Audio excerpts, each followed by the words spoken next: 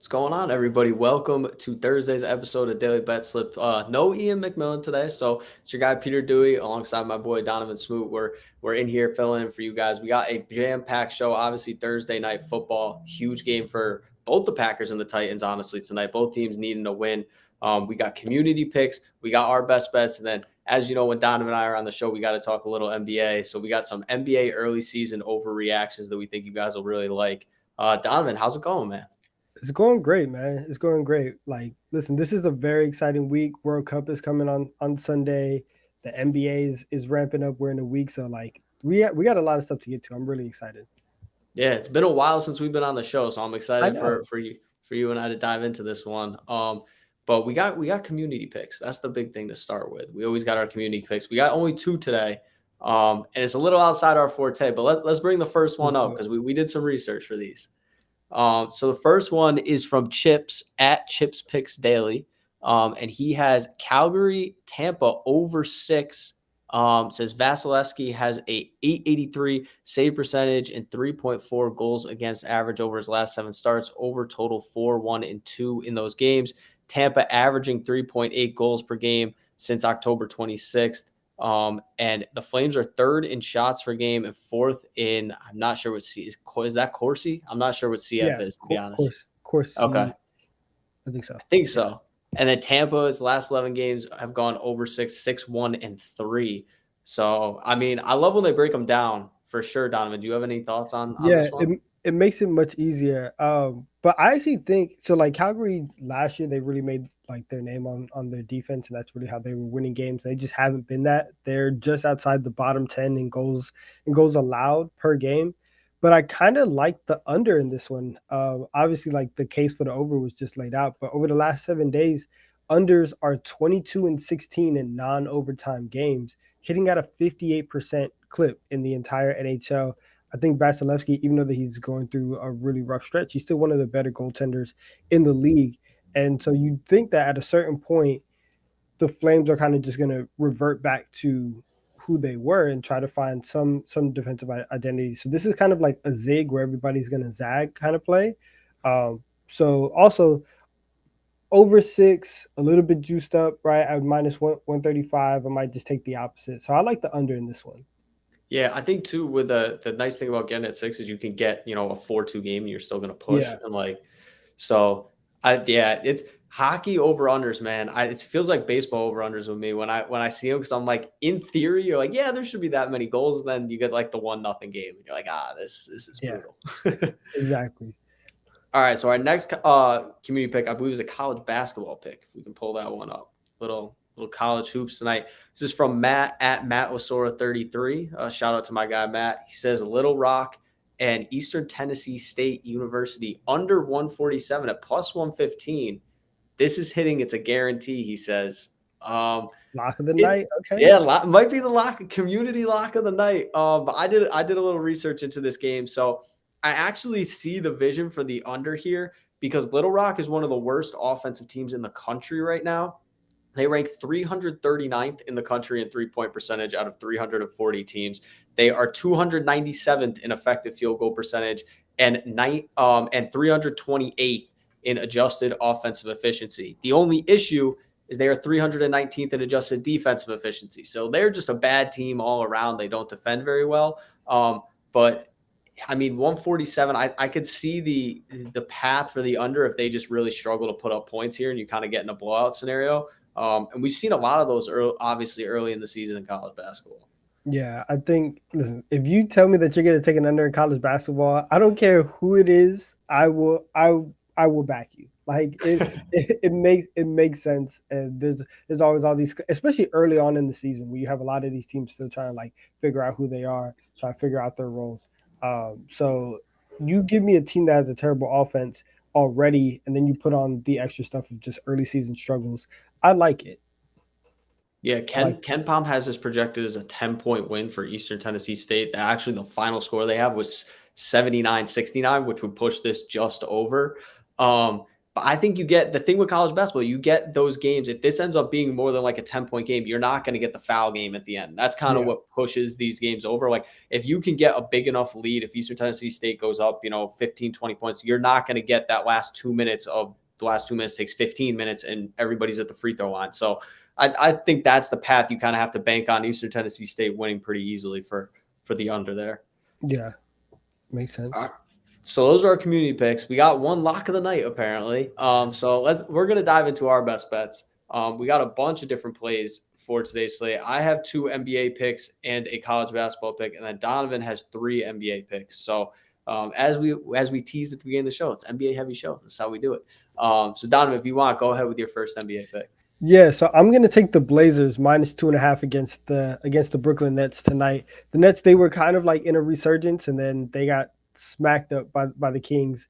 They beat them by 32 points, and I think that's kind of gonna bring them back to reality. This is a team that has struggled defensively all year long. Offensively, it's really just Kevin Durant and everybody else, and so they are right now they're 16th in offensive rating and they're 21st in defensive rating. Now they're going on the road to the Blazers, who are at the top of the conference. They've won 4 of their last 5.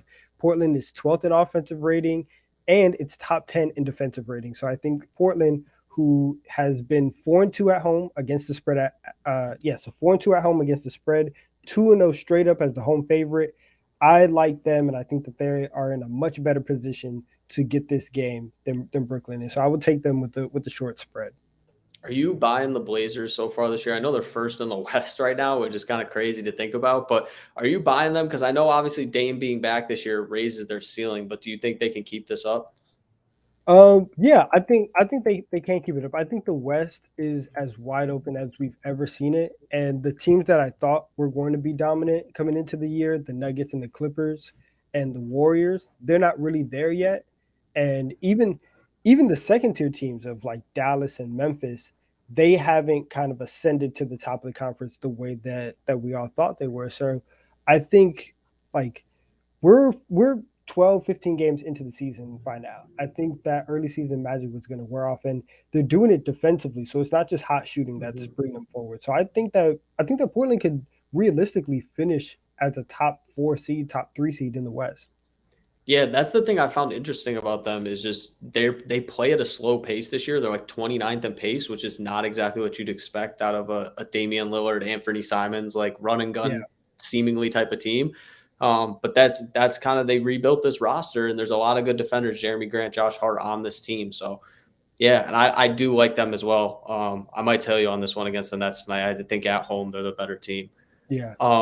I'm going to do my first bet. I'm going to talk my college basketball pick Okay. here before we get into the NBA ones. So I am taking Utah State and San Diego. I'm taking over 146.5. So I know we were just talking about an under in another college basketball game, but this one, this game lines up very well for an over. I will give San Diego a ton of credit. Head coach Steve Lavin used to coach at St. John's. He's not the best X's and O's coach of all time, but Steve Lavin is going to get recruits. He brought in 2 Pac-12 players from the transfer portal. They're playing in the WCC, so a huge talent upgrade there. So far, they're 3-0. Utah State is also 3-0. But you look at this San Diego team this season, they're 12th in the country in turnover percentage, 27th in three-point percentage, shooting 42%, 42.1% from behind the arc. They have 4 different players averaging 15 or more points per game, so they can really fill it up. Utah State is a solid defense. They're in the top 50 in the country in defense, but they also shoot the three-point shot at a high clip. They're 33rd in the country. They're led by Stephen Ashworth. He averages over 18 a game. So both of these teams shoot the ball well. I don't think there's as big of a talent gap as you would normally get from a Mountain West WCC game. I think San Diego has a lot of top-line talent. Obviously, the WCC is Gonzaga's conference every single year, but I think they could be a sneaky team if they can get all these guys to play together. They brought in like 4 or 5 transfers that can really play. So if both these teams keep shooting the way they have early in the season, I think we're going to see this game go over. Okay. I like that little college basketball over. I Make got I gotta say, I've been enjoying diving into college basketball early in this season. Just kind of going through some of these teams. Like it's been fun. I think it's going to keep me engaged in the regular season because the regular season could be a little bit of a slog. I'm not yeah. gonna lie. Yeah, makes sense. All right, I'm gonna get to my second NBA pick. I'm going with the Spurs plus 7.5 against the Kings. I listen. I'm not a huge Kings guy. I'm not a big believer in them. They've won four in a row. They've scored over 120 in like five of their last six games. But even with all of that scoring, they have not won a game this entire season by more than 7 points. They haven't won anything by 8 points or more. The most that they've won by is seven. And so you have a team that can yes, they like you can light it up, and they're second in offensive rating. The only team that's better is the Boston Celtics, but this is also a team that kind of struggles defensively. The Kings are still um they're still 26th in defense for the year. And so if you're talking about a Spurs team that can stay relatively close, is going to be given the chance to play an up and down style, given the chance to have easy baskets. Yeah, I think 7.5 is just too much. Sacramento, they're probably going to win tonight, but I think asking for a blowout from them is just a bit too much. So I'll take the Spurs against the spread. Yeah, I don't blame you with that one. I actually kind of like the over in this game. I bet it at 237, which I'll actually talk right into my next NBA pick because that is my next NBA pick. So I'm on the over in the Spurs Kings game, over 237.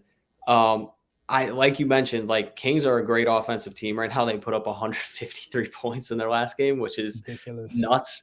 But the thing I noticed is these teams are seventh and eighth in the NBA in pace right now, and the Kings are 26th in defense. The Spurs are 29th. So you have two teams that love to push the ball and play bottom five defense. That means a ton of possessions, a ton of shots, and probably a ton of easy looks. The Kings have gone over this number in four of their last six games. So I like them to kind of keep this offense going. And the thing with the Spurs is they haven't been, the over 237 type of team, but you look at some of their recent games, they put up 227 combined points against a Blazers team that we just talked about is 29th in the NBA in pace. Mhm. So it's like if you're going to put 227 up with a team who likes to play slow, imagine how much they're going to put up with a team that plays fast. Spurs also healthy tonight. There's been some games they've gone under where they haven't had everybody. Keldon Johnson, Devin Vassell, both supposed to be in the lineup. Those are probably their two best players. And I'll give Jakob Pertl a shout out too because he's been pretty good this year.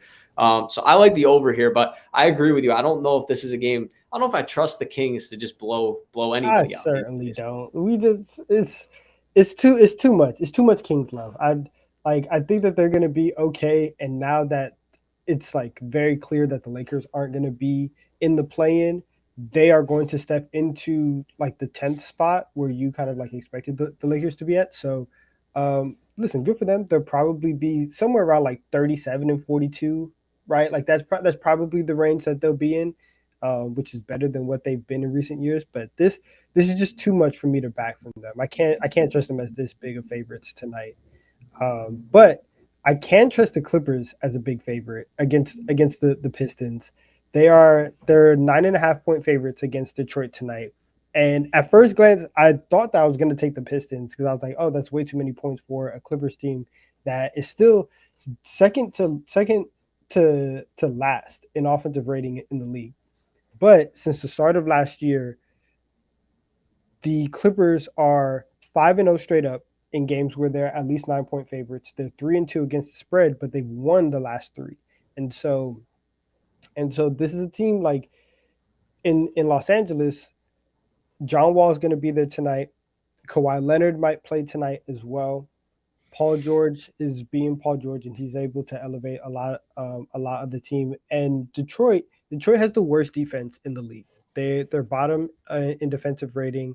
They are their defensive rating is 117.6, which is a full point lower than the Spurs, who are 29th in defense.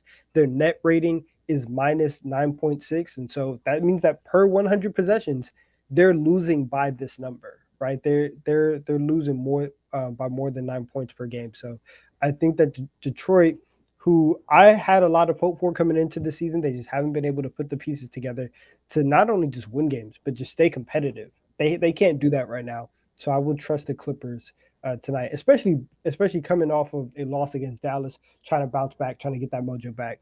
So I'll take Los Angeles. I like that a lot too. Just obviously, if Kawhi comes back, it's a big boost for the Clippers and no Cade Cunningham tonight. So Yeah. the Pistons. I mean, I have enjoyed watching Killian Hayes. I'm not gonna lie. Again, seeing him play a little bit, like because I thought he was going to be bound for out of the league once his contract's up. He showed Mhm. some flashes, but obviously losing Cade, they just don't have the offense necessary when you play the worst defense in the league to kind of hang with some of these top teams. Yeah. Also, quick note. I just looked at the Spurs line. The Spurs have now moved to +8 against the Kings. Ooh, So I like that line even more.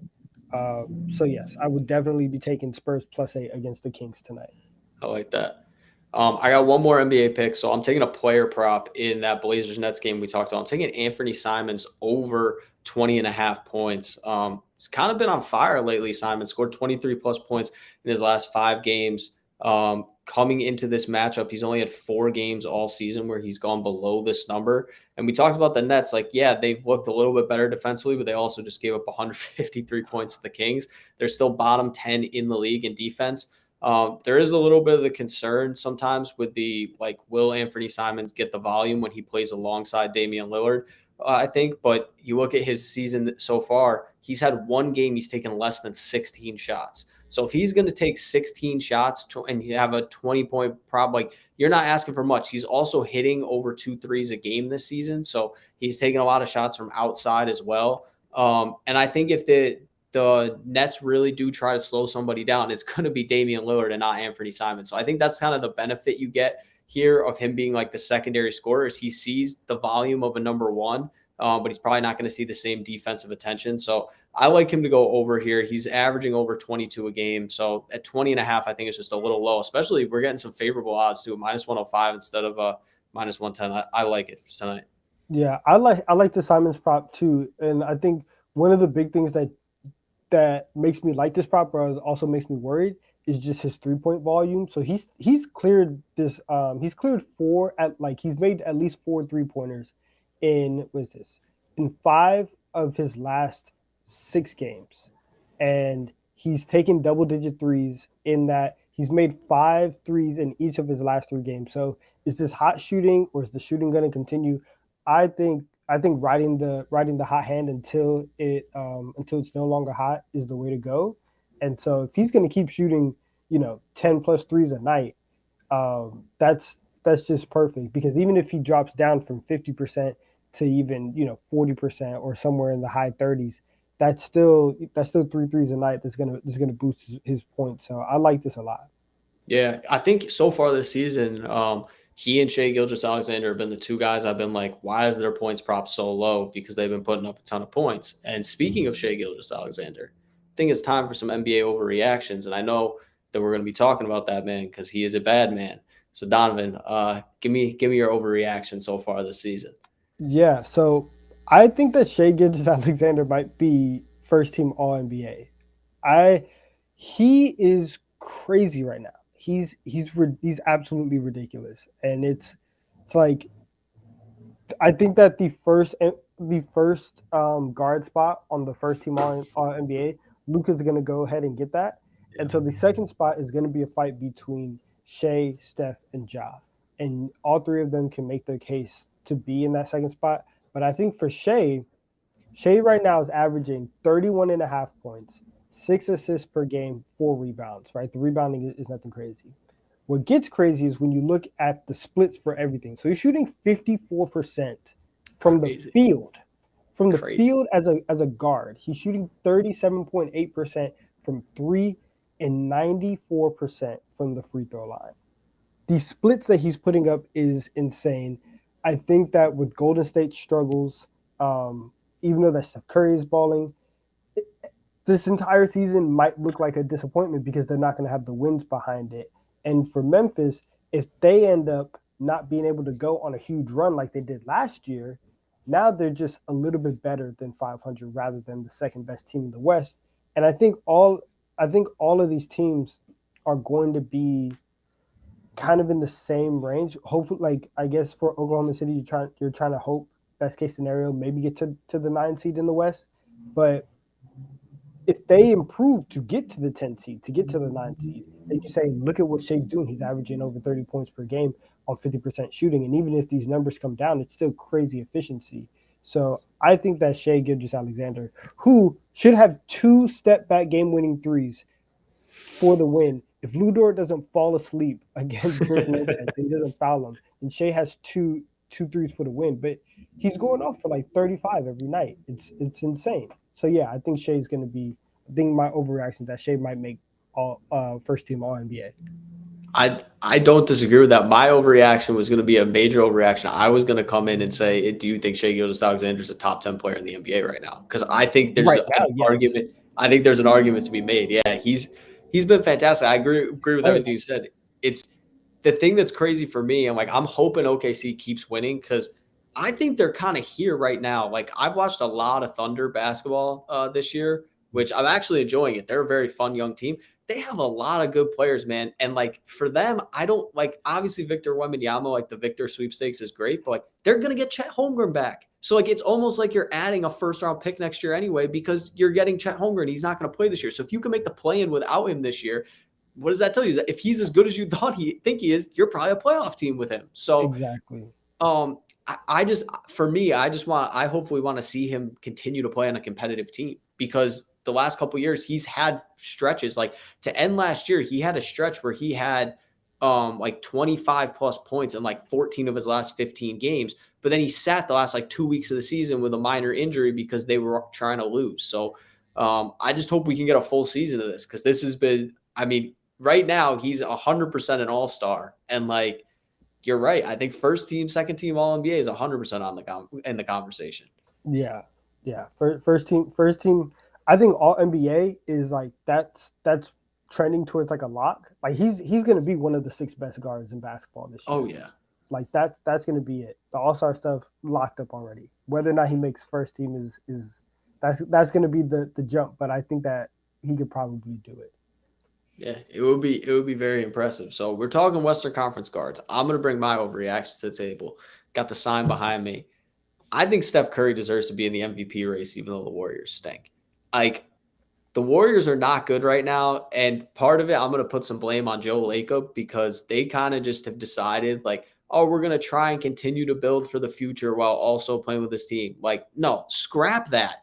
You have Steph Curry still in the prime of his career. You cannot be playing around with James Wiseman and Moses Moody and Jonathan Kuminga and hoping they turn out to be valuable rotation players because they're not right now. So you need to go and get somebody who can help. You just won the NBA finals. Like why are we trying to like experiment with this team? We know that this team can win the NBA finals. We know Steph Curry can carry them to an NBA finals.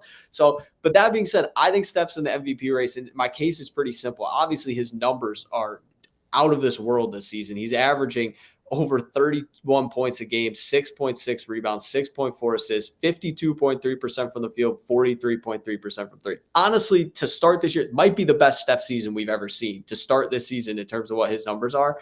But the crazy thing for me, Donnavan, is when Steph Curry's off the floor this year, per 100 possessions, the It's your Golden State favorite Warriors stat. are minus 15.7 points. They're like the worst team in the NBA.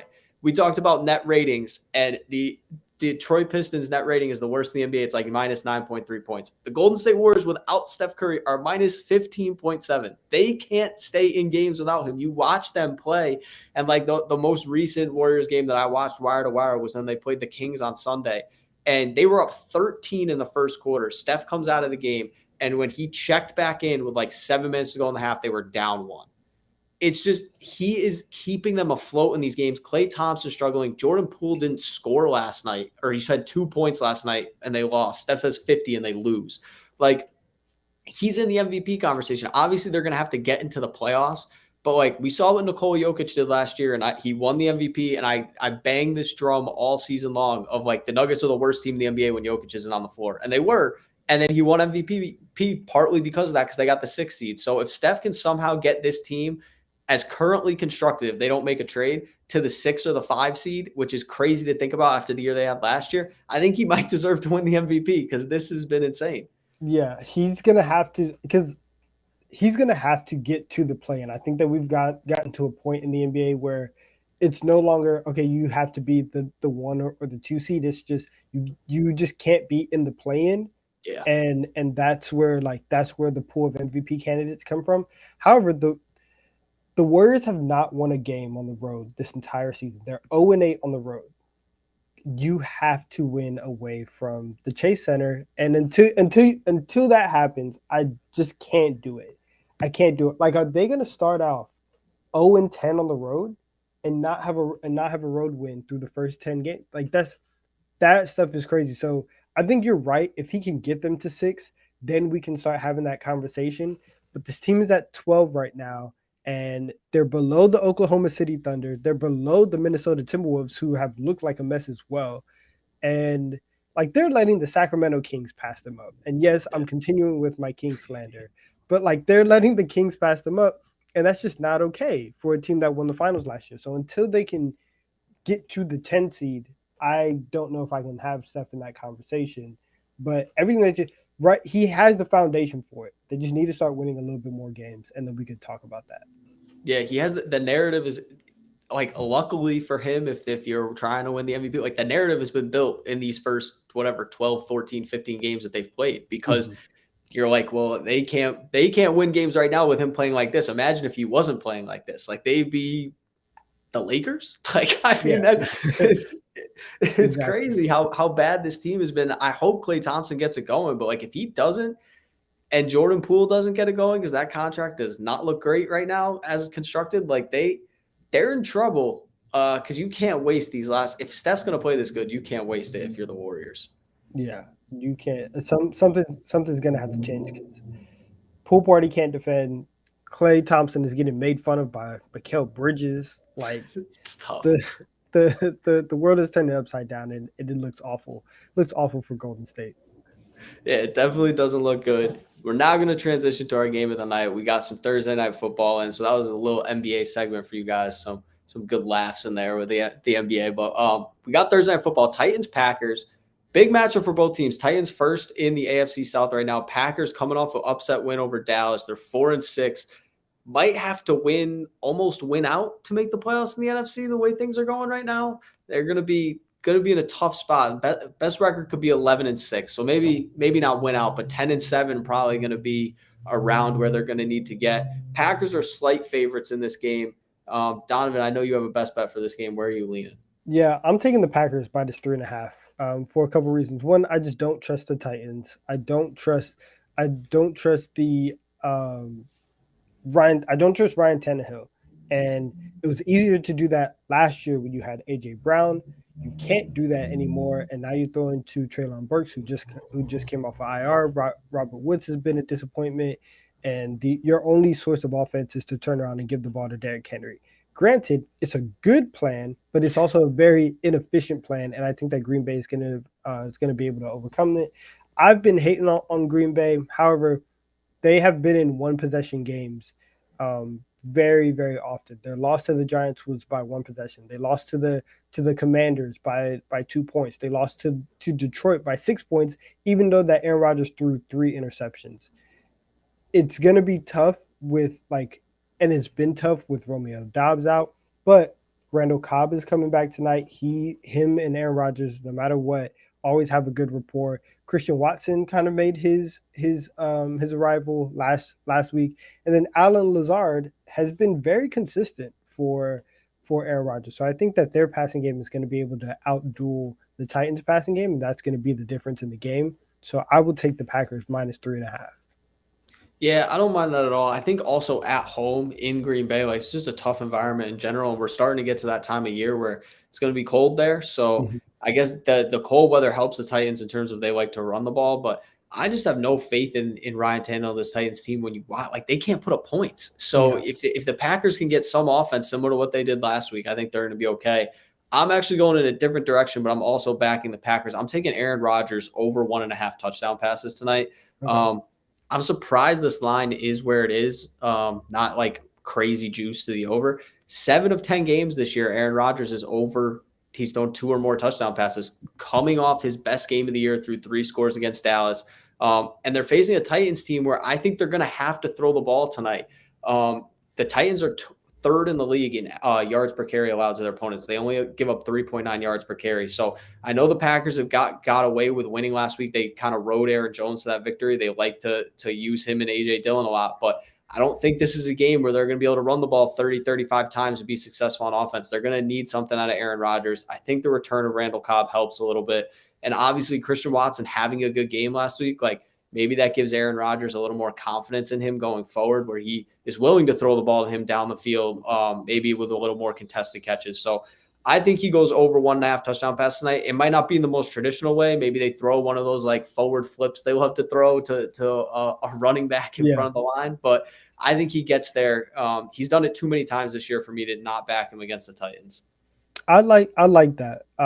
It's funny that neither of us are on the Titans tonight, but I think for Rodgers, it's it's kind of what we've been asking from him all season long is that now that Devontae Adams is gone, like you're the back-to-back MVP, you're gonna have to really put this entire offense on your shoulders, and maybe maybe Jones and Dillon will be able to carry them, and they can buck the trend of the Titans being like an elite run defense. But like you said, I think they'll be able to be creative with the little toss pass, and maybe Rogers gets it there. Or all you need is really one big play from Aaron Rodgers. The Titans, they're 18th in the league in opponent yards per pass. They are 31st in opponent passing yards per game. So they can give up the big play. You might be able to see Rodgers kind of air it out a lot tonight. So I like the over 1.5 tonight. Yeah, and Bud Dupree out for the Titans, arguably their best pass rusher. So the Packers line hasn't been great this season in pass protection. Hopefully that kind of helps them hold up. We got the community pick is in, and the community does not like us today. They are going with the That's Titans tough. plus 3.5. I can't say I fault them if you've watched the Packers this year. They're really hard to trust, but um, I don't know. I like our reasoning as well for why Green Bay can win this game. Yeah, I think so. I was more confident in this line at -3. If not now that the hook is there, I completely understand like why you would take the Titans at +3.5, especially because if you expect it to be kind of like a low scoring game, we're gonna run the ball, we're gonna kind of play this like ball control, and we're not gonna have as many possessions. Then okay, yeah, I can see the +3.5. I just eventually think that Tennessee has to like lose big. I know that it's not necessarily like what they do, but they're just not a fantastic team, regardless of what their record says. Like I don't trust them as much as I trust everybody else, and so because like even though that they're like a run first team, they're 19th in yards per rush, and so they're Yeah. not even elite at their own identity. So so yes, I'm not 100% on Tennessee tonight. But shout out to the community. Appreciate the input. Yeah, true, true. Real quick before we wrap the show, we can go recap all of our best bets for today because if you just joined us, we went through those earlier in the show. So first, we'll start. I'm on the over in the Utah State San Diego game in college basketball tonight. Over Anthony Simons 20.5 points and over 237 in the King Spurs game. A lot of overs tonight, so I'm rooting for points. Not going to be a downer tonight. And then Donnavan is on the Blazers -2.5 against the Nets, the Spurs +7.5 against the Kings, and the Clippers -9.5 against the Pistons. And then I'm on Aaron Rodgers over 1.5 touchdowns tonight. Donnavan is on the Packers -3.5. That's our show. Thank you guys for joining us. This week, we also had the early read on Tuesday for college football this week. So make sure if you're looking to place your bets for college football, I believe there's a game tonight. I think SMU Tulane plays tonight. And then there's also a bunch on Saturday, obviously. So check out Reed's picks. He's been crushing it all season. You can check that out on our YouTube right here. And then tomorrow, back on Daily Betslip, Donovan's going to be here again. He and Reed will be taking you guys through tomorrow's action. So appreciate you guys hanging out with us. Donovan, any last words? I guess go Pack go. Yeah, Go Pack go go. Pack go. Appreciate you guys tuning in. Make sure you like, comment, and subscribe. And we will talk to you all tomorrow.